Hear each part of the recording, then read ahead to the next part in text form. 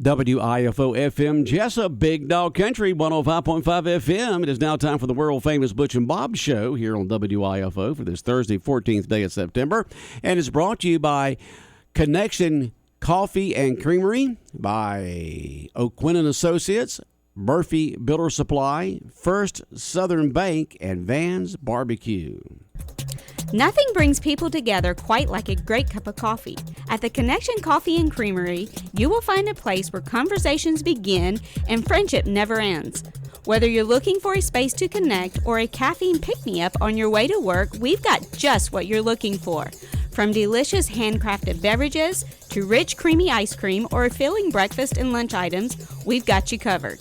Short on time? Order through our Joe app or give us a call and we will have your items ready for pickup in our drive-thru. We are open Monday through Friday, 6:30 to 5, and Saturdays, 8 to 2. We are located at 254 West Cherry Street. We look forward to connecting with you. Are you looking for an insurance company that you can call and talk to a live person? Are you looking for an insurance company where you can walk in and talk to an agent? Are you looking for an insurance company that offers multiple companies so they can try and get you the best rate? If you said yes to any of these, then you need to call or come by O'Quinn & Associates Insurance Financial Services. We offer multiple companies so we can find the best fit for you. Give us a call at 385-1000 or stop by our office at 212 South Fair Street right here in Jesup. Since 1946, Murphy's Builder Supply has been serving the folks of Jesup, Wayne, and surrounding counties with quality products and knowledgeable service. Matter of fact, they feel they sell service first to make sure you get exactly what you need for your home improvement projects. And with each employee at Murphy's being there for 10 years or more, you know you're talking with someone with the experience to help you with building supplies, tools, paint, and all the things you need from a full-service hardware store. The best choice in home improvement is Murphy's Builder Supply, 156 Northeast Broad Street, Jesup. Hi, I'm Raymond Brown. And I'm Mandy Yeomans. At First Southern Bank, our customers are like family. As a locally owned community bank, we're dedicated to helping our clients succeed. We have loans for every need, whether it's personal or business. We have lines of credit, auto loans, equipment loans, and of course, we offer mortgages. Stop by our bank or call us at 912-588-1010 and see how First Southern Bank can help you. Member FDIC Equal Housing Lender. When it comes to barbecue, Van's Barbecue in Jesup is the place to be. A small family-owned business located at 1876 on the Savannah Highway. Van's Barbecue has lunch and dinner special. Stop by or call to make an order. The number to call, 427-3358. Van's Barbecue's new manager is Sarah Van. Van's Barbecue offers potato salad, coleslaw, baked beans, and don't forget their delicious mac and cheese. Also, check out their shrimp plates, the best in town. Yes, when it comes to barbecue, head to Van's Barbecue, locally owned and operated. Stop by and tell them the Big Dog sent you. Once again, the number to order, 427-3358. The following is an exclusive presentation of Jesup Broadcasting, the sports leader in Southeast Georgia. World famous. The world famous Butch and Bob Show. World famous Butch and Bob Show here on WIFO 105.5 FM in Jesup, Big Dog Country Radio. Good morning, Bob. Good morning. Well, you think we scored enough runs yesterday in the girls' softball game? That was something else, wasn't it? It was painful to watch. It was painful to watch. I'm glad we watched, but I'm glad we won. But that was hard to watch. Well, we got over just in time because about the time they closed up the game, here came the rain. And so the girls win, and I think you said they're going to be in Waycross today, right? Yeah, they're going to take on their non-region game today up in Waycross. Okay, well, sounds good. All kinds of sports going on there. We'll keep you updated right here on 105.5 FM. Well, Bob, we've got a guest in here that hadn't been in a while, so let's introduce our guest this morning, the world-famous Butch and Bob Show. Somebody known for a long time. Like I said, a former city council member, Ricky Reddish. Ricky, always good to see you. So tell us what you've been doing. I see you at all the city meetings, but what you've been doing since you... Well, basically what I've been doing since I came out of this arena is that I serve as a lay speaker at my church. I am a Bible study teacher, Sunday school teacher, and I also help out at the community chapel funeral home, and I attend all three meetings, the county, school board, and the city, to learn to see what's going on in all those arenas. So that's basically all I've been doing lately now is that. Well, tell us what's going on. I'm just kidding. I'm just kidding. Bob, go ahead. Take it away. What made you decide to get back in? Like I said, last time you ran, you were defeated by the current incumbent, Shirley Armstrong. She's not seeking re-election, but the vote totals were 106 or 63% for her to you were 63 for 37%. So how do you turn that around and defeat Perry Morgan? Well, what I look at this time is that if the citizens that get out and vote, that's the main thing I want them to do, Bob. If anything, I want them to get out and vote. And that didn't happen because between her and I think we didn't have over 200 votes. And you had about 900 registered voters in the district. And hopefully the way things has been going on, and if they have been paying attention to the politics right now within the city, they can see that there needs some changes to be made. And I feel that if I can get those folks out and to come out to the poll and vote, because I bring experience, I bring the know-how, I bring the knowledge, and I bring my expertise to the board. And hopefully they will come out and support me at this time. And the only reason why it happened between her and I is that, like I say, if those people that said they was going to vote didn't vote. And that's the thing that we're lacking in the city, is that we can't get our folks out to vote. And hopefully this term around that I can influence them to, hey, we need to vote, because you are entitled to that right. Get out and vote if you don't do nothing else, and vote for whoever you think can do the job. Yeah, if you're just joining us in the studios with us is candidate for District 1 City Council, Ricky Reddish, a former city council member. As I mentioned, you've been in all the city meetings that I've attended. I mean, you're a common fixture at the meetings. You stay in tune with what's going on. So how do you see what's going on in the city of Jesup? Well, as I see what the city is doing right now, I'm not here to throw stones, but the city is lacking a lot of transparency right now, a lot of trustworthy and respect for one another. And I noticed in a lot of the meetings, the mayor vote, Herb Shaw was the mayor for 18 years. And I can count on one hand how many times the mayor had to vote.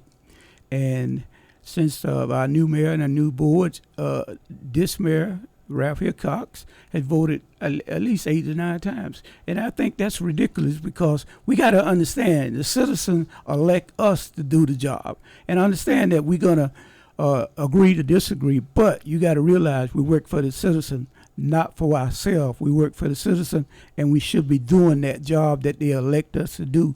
And yes, and they expect us to make the best decision, and that should happen. I understand that we're not going to agree on certain things, but we always came to a common ground. And when I was my tenant, when I was on the board, we always came to a common ground. We got the city hall, we wish to obtain from the post office, we renovated that. We got the depot, we renovated that. We got the depot, we renovated that. And also we did the $12.5 million wastewater treatment, which is a state-of-the-art wastewater treatment. And last, we renovated the police department. We did all these things on doing them not tenant, and we agreed to those things. And yes, we had some disagreement, but we knew what we had to do for the city of Jesup as a whole, because you got 6 commissioners, you got 6 districts. But when that 6 districts come together, you represent the city of Jesup. But yes, also as a whole, but you got your district to be concerned about as well. But you need to come together, and you need to have more unity amongst one another, and not a lot of space. And that's the thing I see right now with the city. They're separated, and they need to come a little bit more together, because they represent the city of Jesup. Anybody encourage you to vote, or are you just doing this by yourself? No, well, I just because I've been following, like you said, I've been to pretty much all the meetings. You see me there. I just didn't see the way things are going, and I thought that's what, and I have been asked several times, numerous times, I'm around. I said, well, I'll let y'all know at the end of this month, after I pray and think about this thing, before I jump back out into the arena. No one encouraged me. You know, I talked to my family, and they said, well, what are you going to do? I said, well, I'm going to put my name back in the hat one more time, because I feel that I bring the expertise, the knowledge. I have the most training hour than any board member at this time, and current and previous. I have the experience, and I have the know-how. So hopefully I can get back in there, and we can close that gap amongst what we have with one another, because we're supposed to be together. I understand, like I said earlier, you're going to disagree, not to agree on certain items. Well, the last city meeting, I think it was the last one, I had my rant. After that, when did they change this policy where they have the executive session in the middle of the agenda and make people sit there for an hour while they go back and everybody left? I mean, nobody stayed. I don't remember when you were on the council. I don't remember. I mean, it was always at the end of the meeting. Well, I like to say, Bob, with that new board, they have made some changes on a lot of things, and I wasn't aware until I started reading the agenda more and started coming to the meeting that they reversed this, and I feel that, in my opinion, that we shouldn't do that, and we because I know that you want people to understand what you went into the executive session, but when you come out, majority of the time, it's no action taken. Yes, you can't put out what has been discussed out in public, because it may be personnel, it may be a lawsuit, it may be anything that goes on. But I feel that it should be at the end. That's just my opinion. Now, I would have to convince, if I'm elected, I would have to convince the other board members to, hey, let's look at this thing. Let's change this thing, because I was here. I sat out there for 45, 50 minutes waiting on you guys to come out just to find out no action taken and then leave. And you have people get up and leave because their time is valuable. Their time is valuable when they come to the meeting. They want to see what's going on. But when you go back there, you stay so long. But if it's at the end, then you can tell them, say, hey, we are going to go to the mayor, because he presides over the meeting. He controls the meeting. He should say, we're going to now break for executive session. We're going to go in the back, and we don't know how long we're going to be. You can stay if you want to, but I can't tell you. But that's what we're going to do now. So that gives the citizen an option to either get up and leave or stay.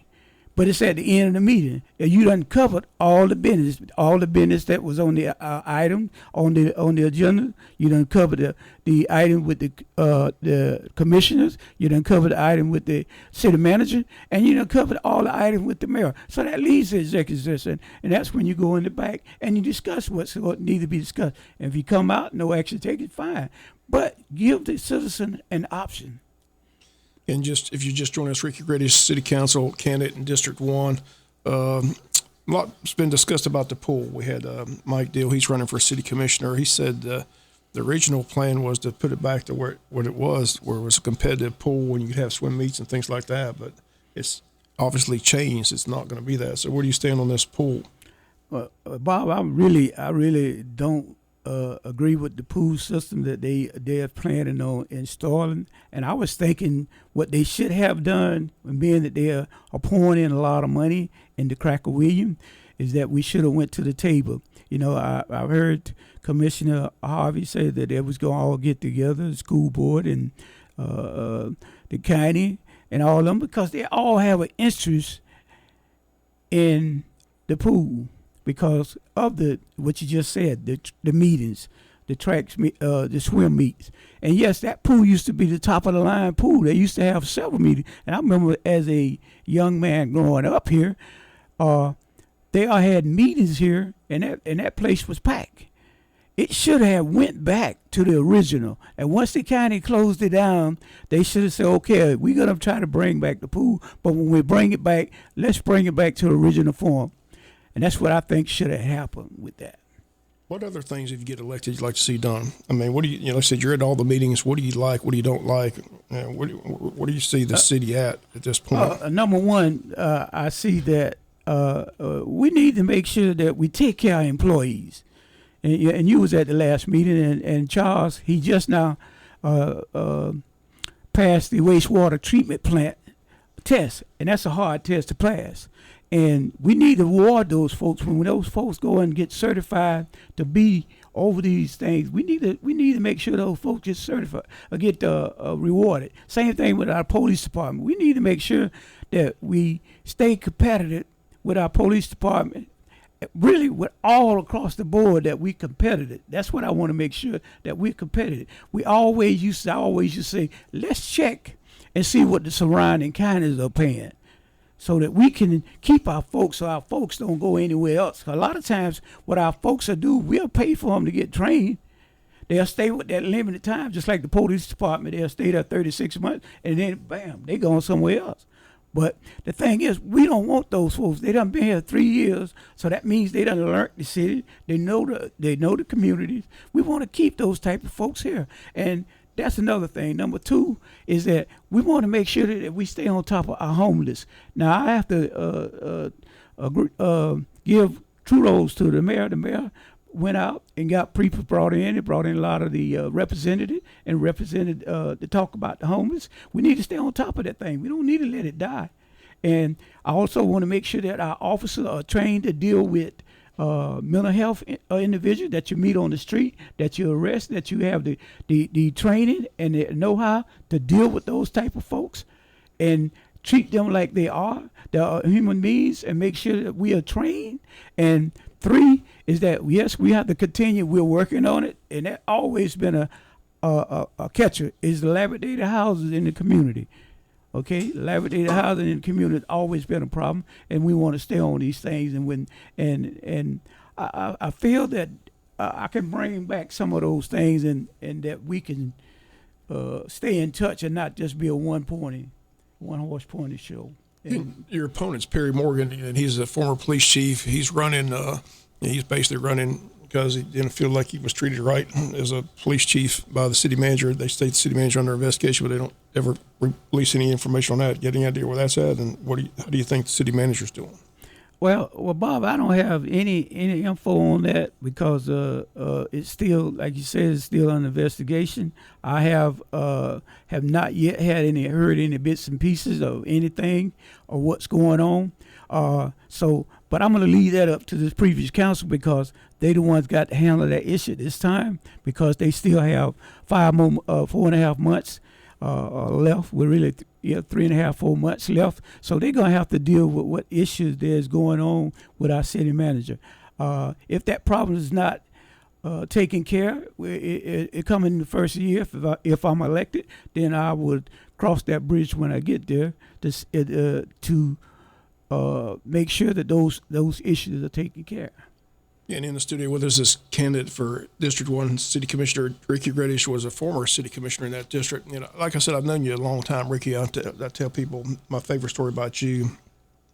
At times, the commissioners have to go for training or conferences or things like that, and they have to turn in their vouchers because they get reimbursed for their motel and meals and things like that. And they said that there's a conference, they all went to Savannah, and you turned in your voucher, and the most luxurious place you ate was Chick-fil-A, where others were going to steakhouses and eating steak and lobster and drinking champagne. So you remember that story? Yeah, I do, Bob. I remember the Mike did, when he was a city manager, he said, man, you ought to see Ricky Reddish's voucher. He said he barely spent anything. and that's what I believe in, being a good steward of the city money. And that's something that we did with my tenants while I was on the board. Myself, Bobby Townsend, Geneva Nichols, Ray Howes, James Johnson. All of us was good stewards of the city money, and I believe in doing that. And yes, I went to Popeyes where I went, Bob. That's Popeyes. I went to Popeyes. I think my meal cost about $5.50, $4, a little over $4. But that's what I believe in. I believe in keeping the city expense down, and I don't believe in. And we never raised tax. All the tenants that I was commissioning, and that's what I plan to do as well, to keep things down. And I believe in being a good steward of the people's money. Well, again, we appreciate you coming in. Wish you the best of luck. Again, it's you and Perry Morgan running for this city council seat. Early voting will start sometime in October. The election's November 7th. So is it going to be 3 weeks of early voting? Is that your understanding? They're doing 3 weeks? Yes. Have they decided where the early voting is going to take place? Because there's been some talk about that. I mean, Right as far now, as I know, it's going to be at Hall Richards and Recreation Center. Is that correct? That's still where it stands right now. As of right now, that's where it's going to be, Bob. As of right now. And before I get off the air, I want everybody to understand about myself and Perry. You know, I've been asked questions, several people that stopped me on the street said, why are you running against Perry? And I said, well, I want you to understand I'm not running against Perry. I'm running for a seat that's being vacant. And I've been knowing Perry all my life. And like I said earlier, Perry and my brothers all growed up, and my family has treated him like myself as a brother. And I'm not running against him. I'm just running for the seat. Him and I are seeking the same seat. So there's no friction or anything like that. It's just that him and I are seeking the same seat. That's all. Okay, we're getting the elections Tuesday, November 7th. We appreciate you coming in. Like I said, always good to see you. I said, see you at all the city meetings. You're a regular at the council meetings, so I'm sure I'll see you there at the next meeting. But wish you the best in luck in the campaign. Like I said, the key is to get people out. Like I said, last time, like I said, there's close to 900 registered voters in that district and less than 200 voted. So I guess it's about going out, beating on doors and making phone calls and trying to get people to get to the polls. That's definitely what it's going to take, Bob, in order to be successful this time, and is that to get the folks out of there. And you know, if they need a ride, if you need a ride, please give me a call. My number is 912-427-0691. My cell is 912-424-0003. And we'll get you to the poll if you need a ride. Okay. And my doors is always open. If you call me and you got any question, I'm available. I make myself available to the citizens. Okay. Thank y'all for having me. All right. Take care, Ricky. Well, Bob, the Braves have done it again. 6 division championships in a row now. Yeah, it was interesting. They did it in Philadelphia, and you know how Philadelphia fans are. The Braves are out there taking pictures and drinking, and the fans are just booing them like. That is definitely not the city of brotherly love. Well, they boo Santa. They boo Santa Claus. That's what I'm saying. But I mean, we don't know where this thing of brotherly love comes from Philadelphia, but it's not that way when it comes to sports. I just got tickled watching it. I mean, the Braves are out there celebrating, the fans are up there booing, and the Braves are like, we don't care if they're booing. I mean, we're celebrating a 6th straight division championship. So, but typical Philadelphia fans, they were booing. I know. I mean, you boo Santa Claus, you're going to boo anybody. And so congratulations to the Braves. They have the day off and then begin a series against Miami over the weekend. And as they get prepared now for playoff action, hopefully stay at that number 1 seed so they don't have to do that, one-game playoff type thing at the end of the season. So, go Braves. Hopefully it's a world championship. Yes, sir. That's what you're hoping for. Yeah, you're hoping for that world championship. Well, Bob, we are out of time. Anything else you had to add? Nope. Have a good day. All right, have a good day. All right, the world-famous Butch and Bob Show here on WIFO 105.5 FM in Jesup, brought to you by Connection Coffee and Creamery, O'Quinn & Associates, Murphy Builder Supply, First Southern Bank, and Van's Barbecue.